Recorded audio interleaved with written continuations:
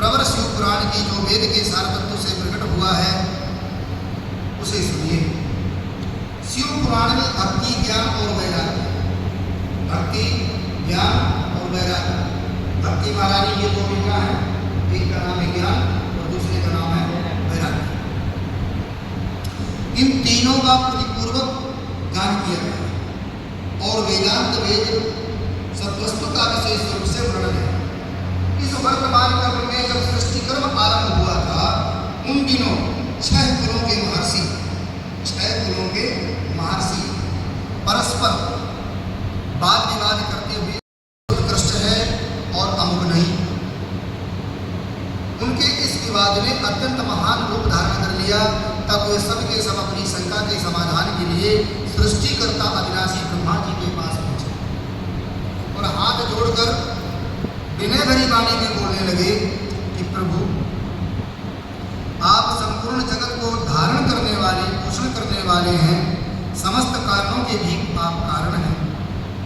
हम ये जानना चाहते हैं परात्पर प्राण पुरुष कौन है।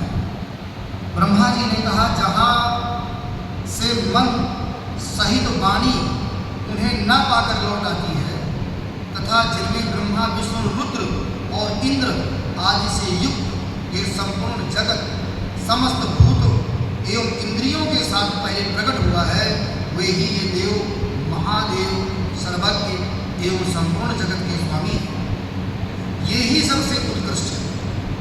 भक्ति से ही इनका साक्षात्कार होता है और दूसरे किसी उपाय से कहीं इनका दर्शन नहीं होता।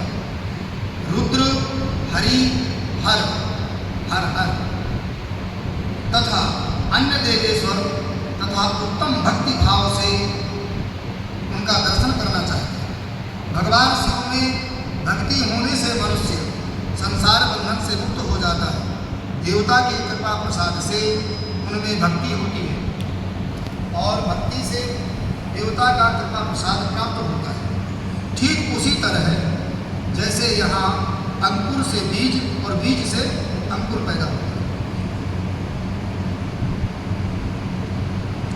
इसलिए तो सब महर्षि भगवान शंकर का कृपा प्रसाद प्राप्त करने के लिए धरती पर जाकर वहाँ सहस्त्रों वर्षों तक चालू रहने वाले एक विशाल यज्ञ का आयोजन करो। इन यज्ञपति भगवान शिव की ही कृपा से वेदोक्त विद्या के सारभूत साध्य साध्य का ज्ञान होता है। शिव पद की प्राप्ति ही साध्य है, उनकी सेवा ही साधन है तथा उनके प्रसाद से जो नित्य नैमित्तिक आदि फलों की ओर से निष्प्रय होता है वही साधक। वेदोक्त कर्म का अनुष्ठान करके उनके महान फल को भगवान शिव के चरणों में समर्पित कर देना ही परमेश्वर पद की प्राप्ति है। वही सालोक्य आदि के क्रम में प्राप्त होने वाली मुक्ति है। उन पुरुषों की भक्ति के अनुसार उन सबको उत्कृष्ट फल की प्राप्ति होगी। उस भक्ति के साधन अनेक प्रकार के होंगे जिनका साक्षात महेश्वर ने ही प्रतिपादन किया है। उनमें सारभूत साधन को संक्षिप्त करके मैं बता रहा हूँ। कान से भगवान के नाम, गुण और लीलाओं का श्रवण, कान से भगवान के नाम, गुण और लीलाओं का श्रवण, वाणी द्वारा उनका कीर्तन तथा मन के द्वारा उनका मनन, इन तीनों को महान साधन बताया गया है। तात्पर्य यह कि महेश्वर का श्रवण, कीर्तन और मनन करना चाहिए। यदि श्रुति का वाक्य हम सबके लिए प्रमाणभूत है, इसी साधन से संपूर्ण मनोरथों की सिद्धि में लगे हुए आप लोग परम साध्य को प्राप्त हो।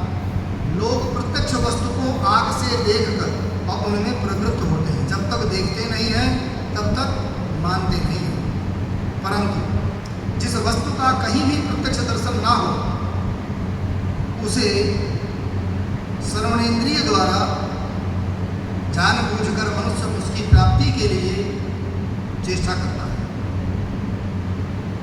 अतः पहला साधन श्रवण ही है। उसके द्वारा गुरु के मुख से तत्व को सुनकर श्रेष्ठ बुद्धि वाला विद्वान पुरुष अन्य साधन कीर्तन में एवं मनन की सिद्धि करता है। क्रमशः जैसे मनन पर्यंत इस साधन की अच्छी तरह साधना कर लेने पर उसके द्वारा सालोक्य आदि से क्रम से धीरे धीरे भगवान शिव का संयोग प्राप्त होता है। पहले सारे अंगों के रोग नष्ट हो जाते हैं, फिर सब प्रकार का लौकिक आनंद भी विलीन हो जाता है।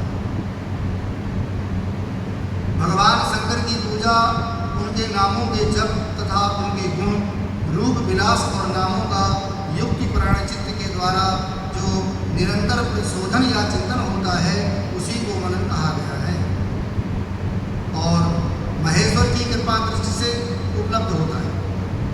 उसे समाप्त श्रेष्ठ साधनों में प्रधान या प्रमुख कहा गया है।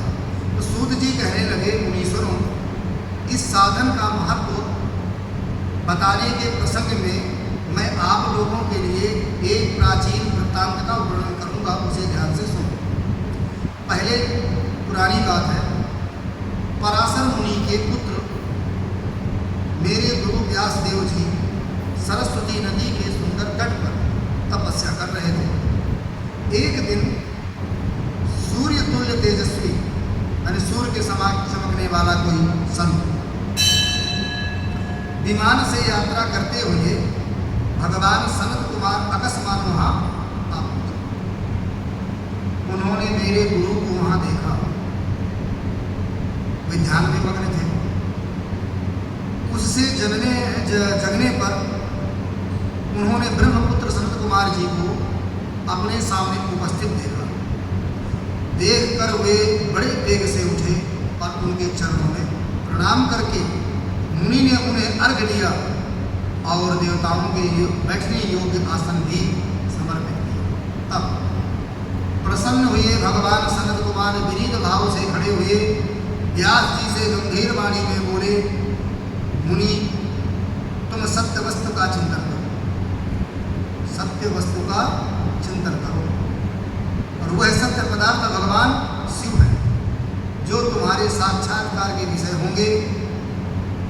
भगवान शंकर का श्रवण कीर्तन मनन, ये तीन महत्तर साधन माने गए। ये तीनों ही वेद सम्मत हैं। पूर्व काल में मैं दूसरे साधनों के संभ्रम में पड़कर घूमता घामता मंदराचल पर पहुंच गया और वहां तपस्या करने लगा। तदनंतर महेश्वर शिव की आज्ञा से भगवान नंदी के सिर वहां आए। उनकी मुझ पर बड़ी कृपा थी। वे सबके साक्षी तथा शिव गुणों के स्वामी भगवान नंदी के सर मुझे स्नेह पूर्वक मुक्ति का उत्तम साधन बताते हुए बोले कि भगवान शंकर का श्रवण कीर्तन और मनन, ये तीनों साधन वेद सम्मत हैं और मुक्ति के साक्षात कारण भी है। यह बात स्वयं भगवान शिव ने मुझसे कही। अतः ब्राह्मण, तुम श्रवणादि तीनों साधनों का ही अनुष्ठान करो। व्यास जी से बारंबार ऐसा कहकर अनुगामियों सहित ब्रह्मपुत्र सनत कुमार परम सुंदर ब्रह्मधाम को चले गए। इस प्रकार पूर्व काल के इस उत्तम वृत्तांत का मैंने संक्षेप में वर्णन कर दिया। और सूत जी कहने लगे, ऋषि बोले कि सूत जी, श्रवणादि तीन साधनों को अपनी मुक्ति का उपाय बताओ, किंतु जो श्रवण और तीनों साधनों में समर्थ हो, वह मनुष्य किस उपाय का अवलंबन करके मुक्त हो जाता है। किंतु साधन भूत कर्म के द्वारा बिना यत्न के ही मोक्ष मिल जाए, ऐसा कोई उपाय बताओ। बोलिए गौरी शंकर भगवान की जय।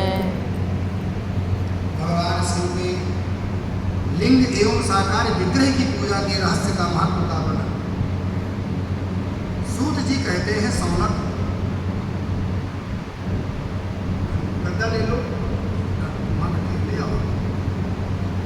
सूत जी कहते हैं, सौनक, जो श्रवण शंकर के लिंग, श्रवण कीर्तन और इन तीनों साधनों के अनुष्ठान में समर्थ ना हो, वह भगवान शंकर के लिंग एवं मूर्ति की स्थापना करके नित्य उनकी पूजा करे।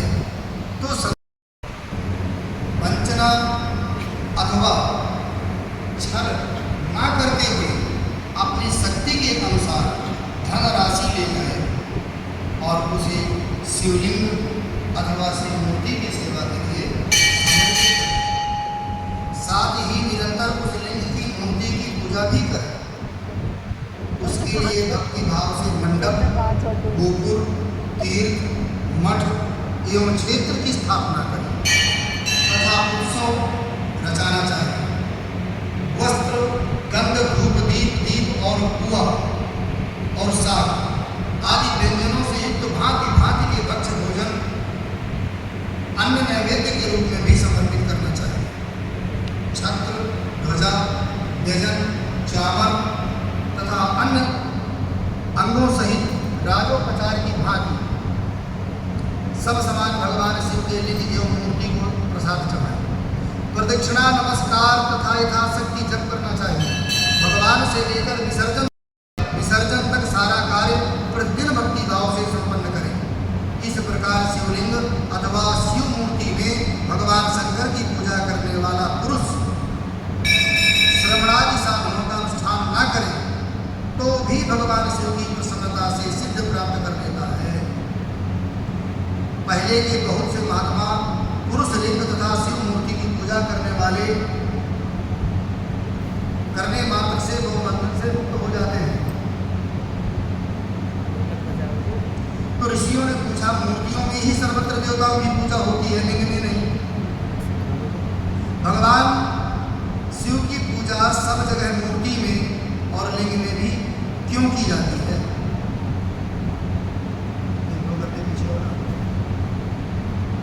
अभी तो घर से आए भाई। सूत जी ने कहा, मुनीश्वरों तुम्हारा यह प्रश्न तो बड़ा ही पवित्र और अत्यंत अद्भुत है। इस विषय में महादेव जी ही वक्ता को समझते कहते हैं। दूसरा कोई पुरुष कभी और कहीं भी इसका प्रतिपादन नहीं कर सकता। इस प्रश्न के समाधान के लिए भगवान शिव ने जो कुछ कहा है उसे मैं गुरु जी के मुख से जिस प्रकार सुना है उसी तरह क्रमशः वर्णन करूँगा। एकमात्र भगवान शिव ब्रह्म रूप होने के कारण निष्कल यानी निराकार, ना इनका आदि है और ना इनका अंत है। तो निराकार कहे गए हैं, रूपवान होने के कारण उन्हें सकल भी कहा गया है, इसलिए वे सकल और निष्कल दोनों हैं। शिव के निष्कल निराकार होने के कारण ही उनकी पूजा का आधारभूत लिंग भी निराकार ही प्राप्त हो, अर्थात शिवलिंग शिव के निराकार स्वरूप का प्रतीक है। इसी तरह शिव के सकल या साकार होने के कारण उनकी पूजा का आधारभूत विग्रह साकार प्राप्त होता है, अर्थात शिव का साकार विग्रह उनके साकार स्वरूप का प्रतीक होता है। सकल और अकल समस्त अंग आकार सहित साकार और अंग आकार में सर्वथा रहित निराकार रूप होने से ही वे ब्रह्म शब्द से कहे जाने वाले परमात्मा हैं। यही कारण है कि सब लोग लिंग यानी निराकार और मूर्ति यानी साकार दोनों में ही सदा भगवान शिव की पूजा करते हैं। तो शिव से भिन्न अलग जो दूसरे देवता हैं वे साक्षात ब्रह्मा नहीं हैं, इसलिए कहीं भी उनके लिए निराकार लिंग नहीं उपलब्ध होता। पूर्व काल में बुद्धिमान ब्रह्मपुत्र सनत कुमार मुनि ने मंदराचल पर्वत पर नंदी के स्वर से इसी प्रकार का प्रश्न किया। सनत कुमार बोले, भगवान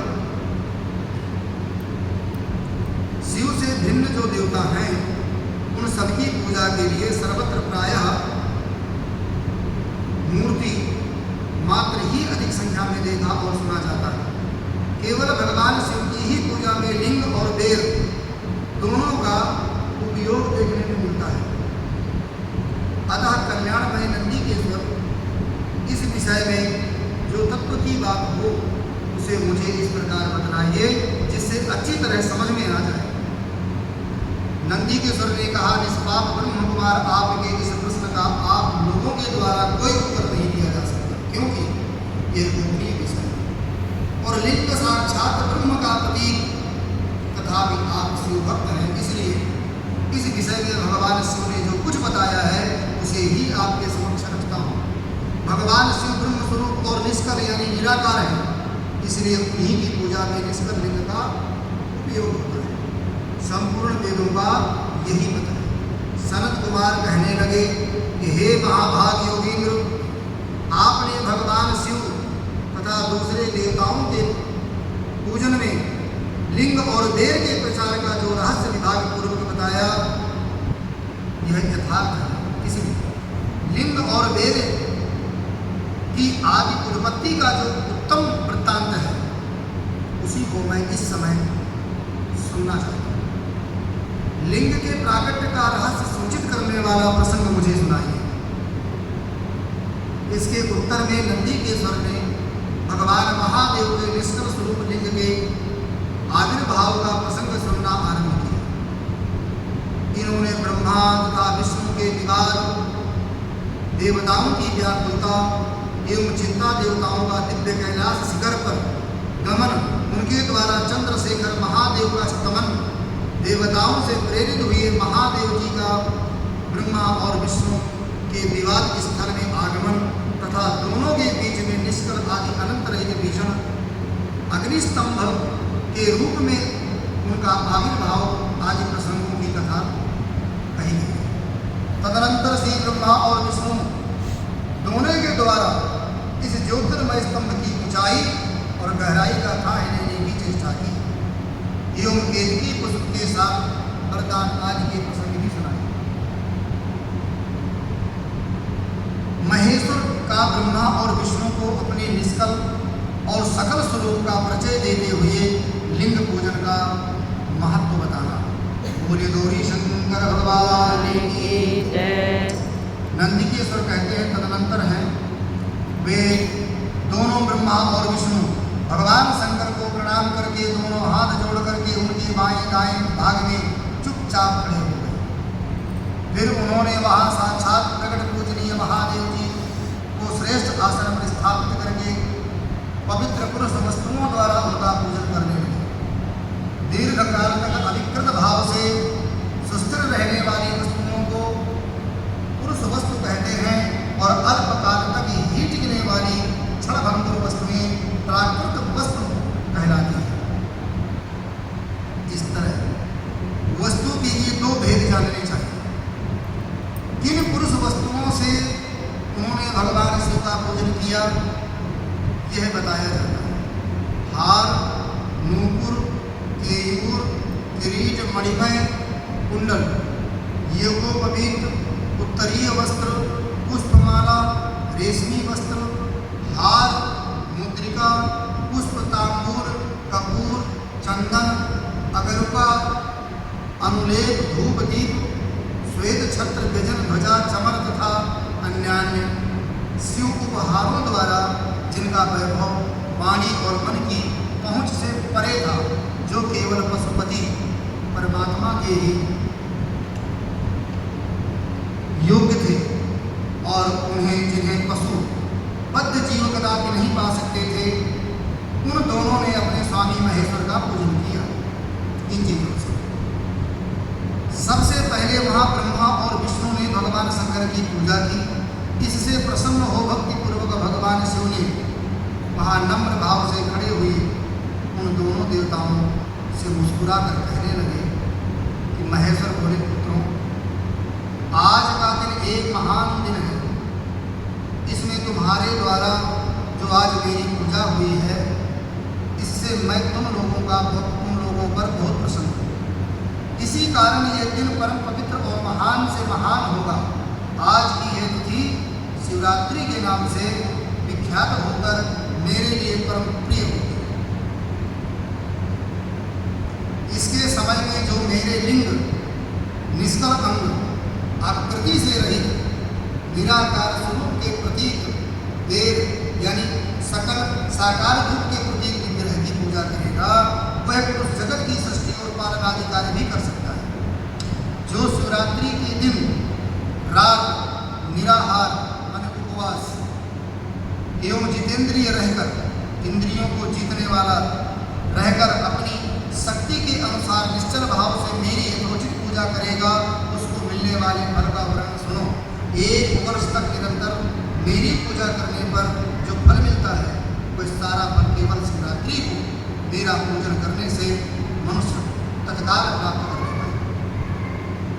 जैसे पूर्ण चंद्रमा का उदय समुद्र की वृद्धि का अवसर है, उसी प्रकार यह शिवरात्रि तिथि मेरे धर्म की वृद्धि का समय है। इस तिथि में मेरी स्थापना आदि का मंगलमय उत्सव होना चाहिए। पहले मैं जब ज्योतिर्मय स्तंभ रूप के प्रकट हुआ था, वह समय मार्गशीर्ष माघ में आरदा नक्षत्र से युक्त पूर्णमासी या पवित्र है। जो पुरुष मार्गशीर्ष मास में आर्द्रा नक्षत्र होने पर पार्वती सहित मेरा दर्शन करता है अथवा मेरी मूर्ति या रंग की झांकी करता है, वह मेरे लिए कार्तिकीय से भी बढ़कर प्रिय है, माने मेरे पुत्र से भी बढ़कर भक्त है। उस शुभ दिन को मेरे दर्शन मात्र से पूरा फल प्राप्त होगा। यदि दर्शन के साथ साथ मेरा पूजन भी किया जाए तो इतना अधिक फल प्राप्त होता है कि उनका वाणी द्वारा वर्णन नहीं हो सकता। वहां पर मैं लिंग रूप से प्रकट होकर बहुत बड़ा हो गया था, अतः उस लिंग के कारण यह भूतल लिंग स्थान के नाम से प्रसिद्ध हुआ। जगत के लोग इसका दर्शन और पूजन ना कर सके, इसके लिए यह अनादि और अनंत ज्योति स्तंभ अथवा ज्योतिर्मय लिंग अत्यंत छोटा हो जाए। यह लिंग सब प्रकार के भोग सुलभ कराने वाला तथा भोग और मोक्ष का एकमात्र साधन है। इसका दर्शन, स्पर्श और ध्यान किया जाए तो यह प्राणियों को जन्म और मृत्यु के कष्ट से छुड़ाने वाला है। अग्नि के पहाड़ जैसा जो यह शिवलिंग यहाँ प्रकट हुआ है, इसके कारण यह स्थान अरुणाचल नाम से प्रसिद्ध होगा। यहाँ अनेक प्रकार के बड़े बड़े तीर्थ प्रकट होंगे। इस स्थान में निवास करने या मरने से जीव को मोक्ष भी हो जाएगा। अच्छा, मेरे 2 स्वरूप हैं, भगवान शंकर कहते हैं मेरे 2 स्वरूप हैं, सकल और निष्कल। दूसरे किसी के ऐसे रूप नहीं। पहले मैं स्तंभ रूप से प्रकट हुआ था, फिर अपने साक्षात रूप में ब्रह्म भाव मेरा निष्कल है और महेश्वर भाव सकल है। ये तीनों ही सिद्ध रूप हैं। मैं ही परम ब्रह्म परमात्मा हूँ। कलायुक्त और अकल मेरे ही स्वरूप है। ब्रह्म रूप होने के कारण मैं ईश्वर हूँ। जीवों पर अनुग्रह आदि करना मेरा कार्य है। ब्रह्मा और केशव, मैं सबसे बृहद और जगत की वृद्धि करने वाला होने के कारण ब्रह्म कहलाता हूँ। सर्वत्र समरूप से स्थित और व्यापक होने से मैं ही सबकी आत्मा हूँ। सर्ग से लेकर अनुग्रह तक आत्मा या ईश्वर से भिन्न जो जगत संबंधी 5 कृत्य हैं, वे सदा मेरे ही हैं। मेरे अतिरिक्त दूसरे किसी के नहीं, क्योंकि मैं ही सबका ईश्वर हूँ। पहले मेरी ब्रह्म रूपता का बोध करने के लिए निष्कल लिंग प्रकट हुआ था, फिर अज्ञात ईश्वर तत्व का साक्षात करने के लिए निमित्त मैं साक्षात जगदीश्वर ही सकल रूप में तत्पर प्रकट हो गया। जगदीश्वर माने भगवान विष्णु के रूप में तत्काल प्रकट हो गया। अतः मुझ में जो ईशत्व है उसे ही मेरा सकल रूप जानना चाहिए, तथा जो यह मेरा निष्कल स्तंभ है वह मेरे ब्रह्म रूप का बोध कराने वाला है। यह मेरा ही लिंग यानी चिन्ह है। तुम दोनों प्रतिदिन यहाँ रहकर इनका पूजन करो। यह मेरा ही स्वरूप है और मेरे समीप की प्राप्ति कराने वाला है। लिंग और लिंगी में नित्य अभेद होने के कारण मेरे इस लिंग का महान पुरुषों को भी पूजन करना चाहिए। मेरे एक लिंग की स्थापना करने का ये फल बताया गया है कि उपासक को मेरी समानता की प्राप्ति हो जाती है। मेरे समान माने शिव के समान। अगर कोई शिवलिंग की स्थापना कर दे तो वो शिव के ही समान है। यदि एक के बाद दूसरे शिवलिंग की भी स्थापना कर दी गई तब तो उपासक को फल रूप से मेरे साथ एकत्व साहित्य मोक्ष रूप फल प्राप्त होता है। प्रधानतया शिवलिंग ही स्थापना करनी चाहिए। मूर्ति की स्थापना उनकी अपेक्षा गौड़ कर कहते हैं कि भगवान शंकर की मूर्ति स्थापना करो, शिवलिंग की स्थापना करनी चाहिए। गौड़ बता दिया हमारा। शिवलिंग के अभाव में सब ओर से सवेर मूर्ति युक्त होने पर भी वह स्थान क्षेत्र नहीं कहलाता। बोलिए गौरी शंकर भगवान की जय। 5 कृत्यों का प्रतिपादन माने 5 कर्मों का प्रतिपादन, प्रणव एवं पंचाक्षर मंत्र की महत्ता, ब्रह्मा विष्णु द्वारा भगवान शिव की स्तुति और उनका अंतर्ध्यान।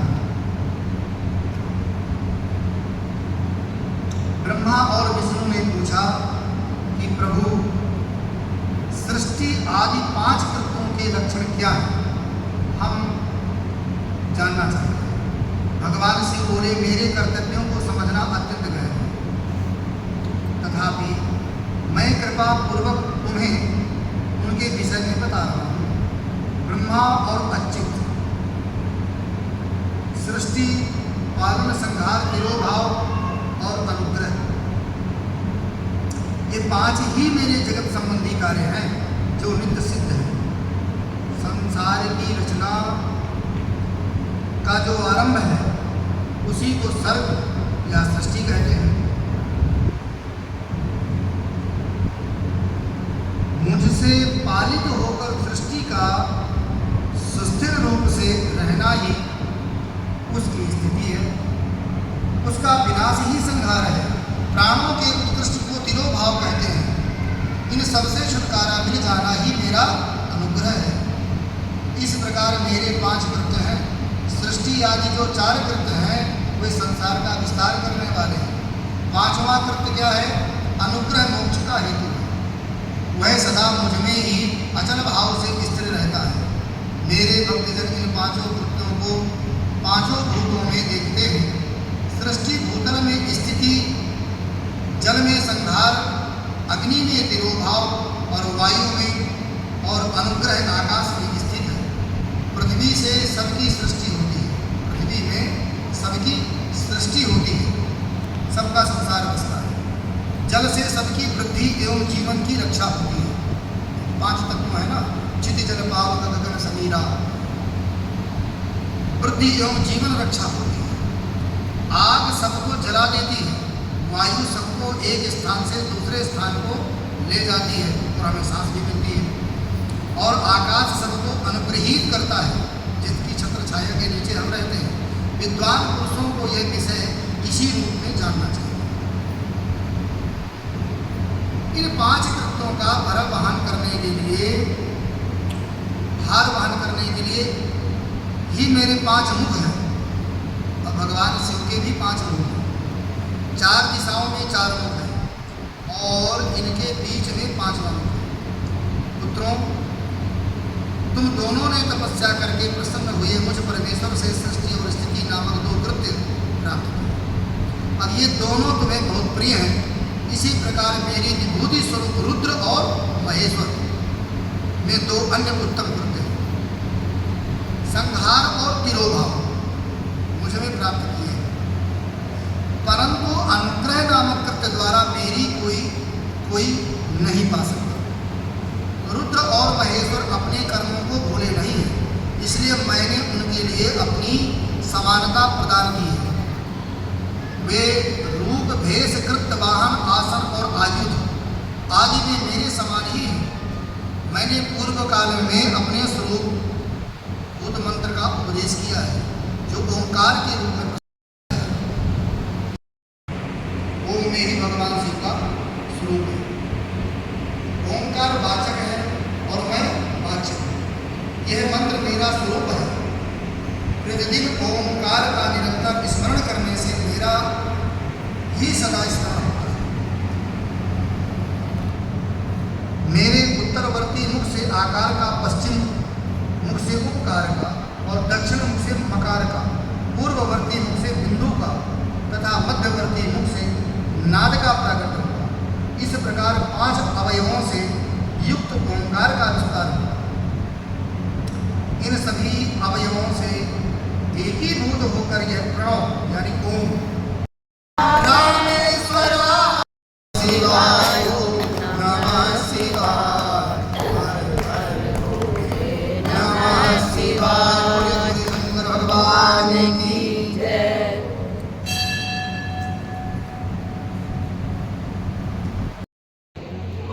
वही बंदर आ गया। रोज मंडी पे पूजा करूँ, रोज रोटियां खा चलता बना तो रोज नहीं खा लेगा। देख कैसे जा रहे हैं, बंदर आ रहा पीछे दादी। बैठ के केड़ा है क्या?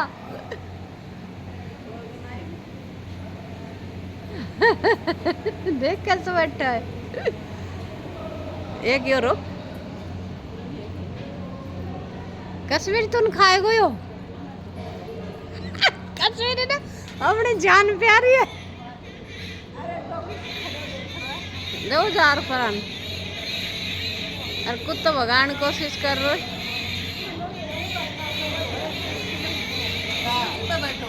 हाँ ना उड़ ना खोसे बिंद्रा बन में खोसे।